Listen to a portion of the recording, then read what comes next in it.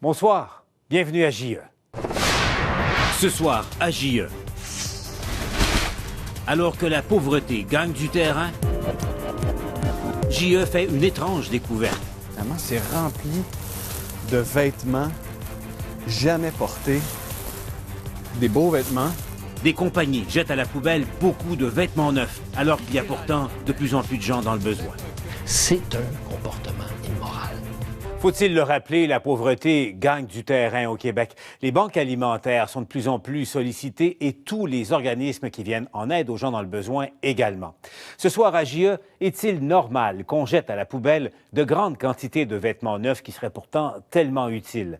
Voici ce que Pierre-Olivier Zappa a découvert.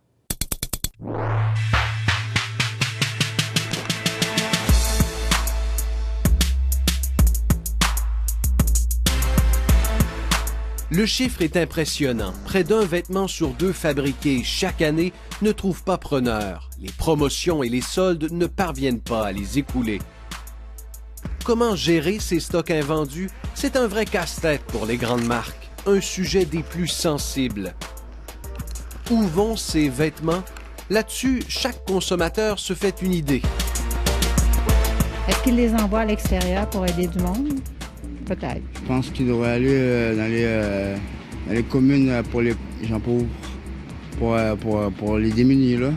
Je sais pas ce qu'ils en font. Est-ce qu'ils les donnent à des associations? Est-ce qu'ils les... Ensuite, après les soldes, j'en ai aucune idée. Ils les envoient aux pauvres, j'espère. Je sais qu'il y a certaines friperies qui ont des fins de ligne que j'ai déjà vues. Sinon, aucune idée.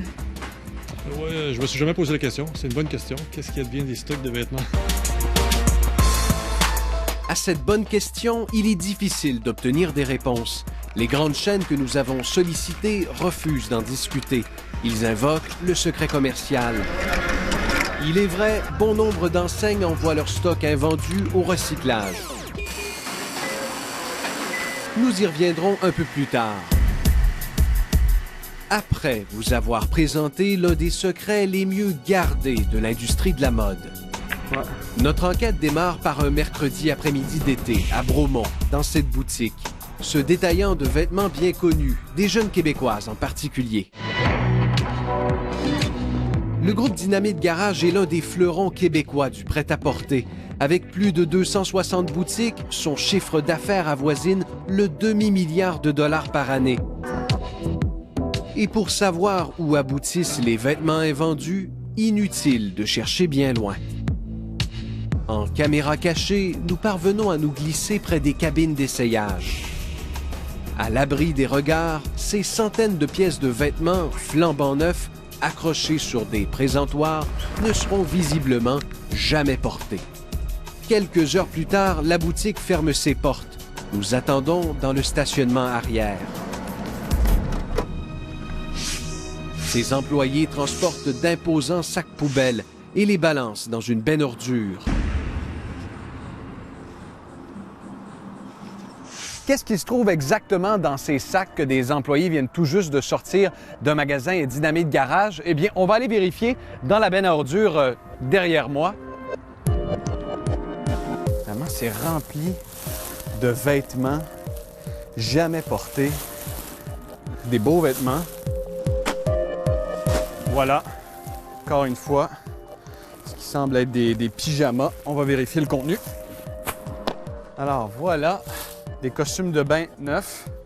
Mais on a pris le soin, l'attention de déchirer les parties de vêtements pour s'assurer que personne ne vienne les récupérer.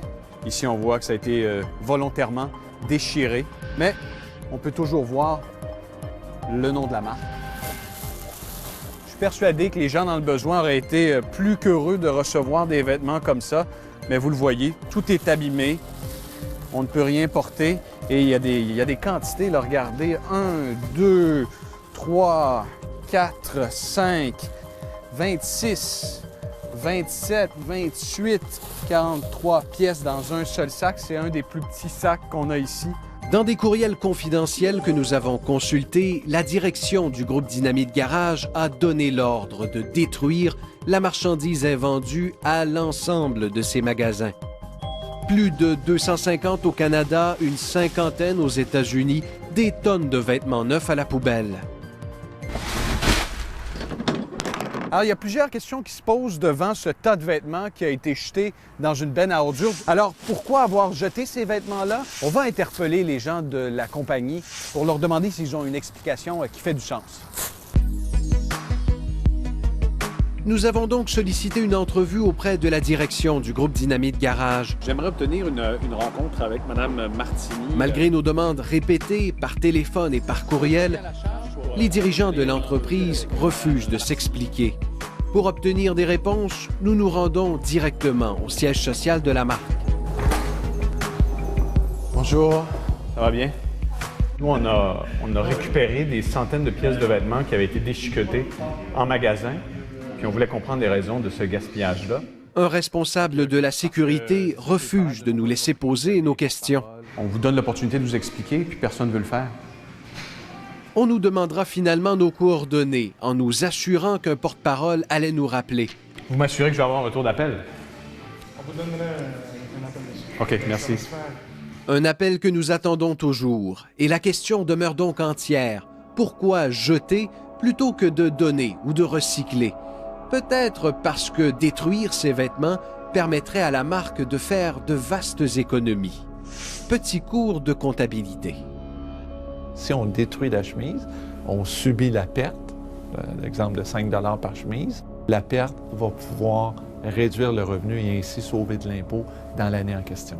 En clair, détruire ces invendus permettrait de réaliser des économies d'impôts. Déchirer du linge comme ça quand il y a du monde qui en a besoin, c'est un comportement immoral. Dans le milieu communautaire, cette méthode provoque des grincements de dents.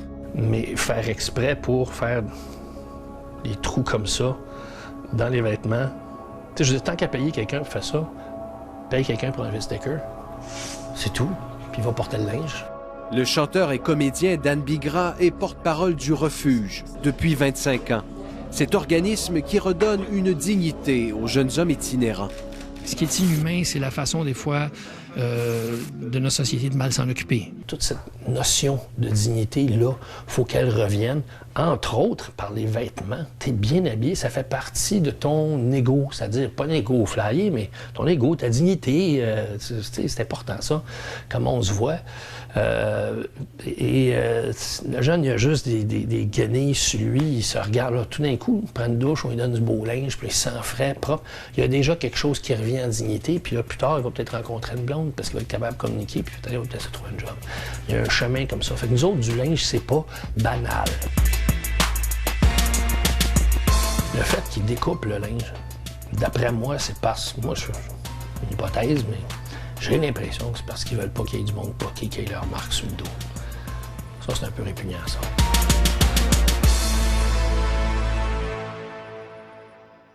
La pauvreté qui gagne du terrain, de plus en plus de gens qui ont besoin de tout, y compris de vêtements. Et de l'autre, des inventaires de vêtements neufs jetés à la poubelle. Ce qui amène une question très simple. Pourquoi est-ce si compliqué de faire prévaloir le simple bon sens?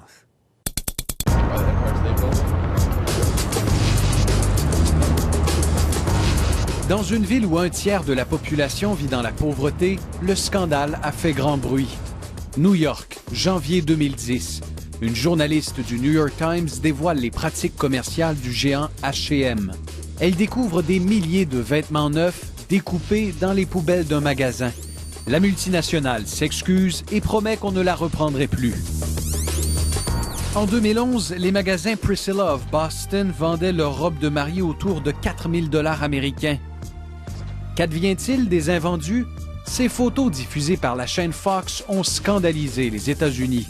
Des robes neuves, badigeonnées de peinture rouge, qui n'habilleront jamais d'heureux élus.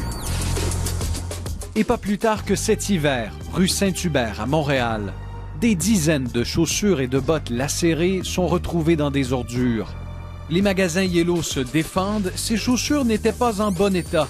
C'est pourquoi elles ont pris le chemin du dépotoir. En dépit de ces récents scandales, certaines boutiques continuent de se débarrasser ainsi de leur inventaire. Pourtant, est-ce si compliqué de transformer ces vêtements en dons de charité?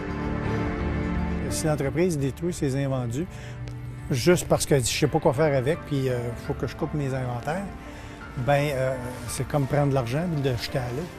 Puis il n'y a pas personne qui est là pour le ramasser. C'est ridicule. C'est ridicule. Claude Poirier est directeur général des Grands Frères et Grandes Sœurs de Montréal, un organisme qui soutient plus de 200 enfants dans le besoin. On n'a pas l'infrastructure pour toujours accueillir les dons en nature. Alors c'est de ça finalement qu'on parle. En 2014, il a reçu un don de 140 000 vêtements du groupe Dynamite Garage, à l'époque où l'entreprise donnait ses stocks invendus. Un cadeau qui se révélera empoisonné. La condition, c'est que je ne pouvais pas les revendre. La quantité que j'avais était trop importante, premièrement, pour mes besoins seuls. Puis deux, étant donné que je ne pouvais pas les revendre, mais j'ai été pris avec un volume. Je l'ai distribué à d'autres organismes. J'en ai donné à quelques-uns de mes bénéficiaires, mais j'ai été pris avec un gros volume. Les conditions imposées à l'organisme étaient si contraignantes qu'il aura fallu plus d'1 an pour écouler la marchandise, car interdit de la vendre, de la transformer ou de la recycler. Qu'est-ce que je fais avec ces choses-là? Où je les stocke. Où je les stocke, puis surtout, comment je le transforme en argent? Vous me donnez un vêtement, si vous me dites, je te le donne, mais tu ne peux pas le porter, tu ne peux pas le transformer en ça, tu peux pas... Bien là, je fais quoi? J'ai un don, mais il vaut rien. Au Québec, plusieurs organismes de bienfaisance doivent même refuser des dons, faute de personnel pour les gérer. Un problème si criant qu'il décourage les donateurs. Il n'y en a pas encore de cohésion, puis peut-être qu'il n'y a pas non plus un organisme central qui peut nous aider à dire, écoute, là, on reçoit des dons, puis on dispatche. Au niveau général, il n'y en a pas en ce moment. Et qu'il y en ait une, c'est certainement une bonne idée.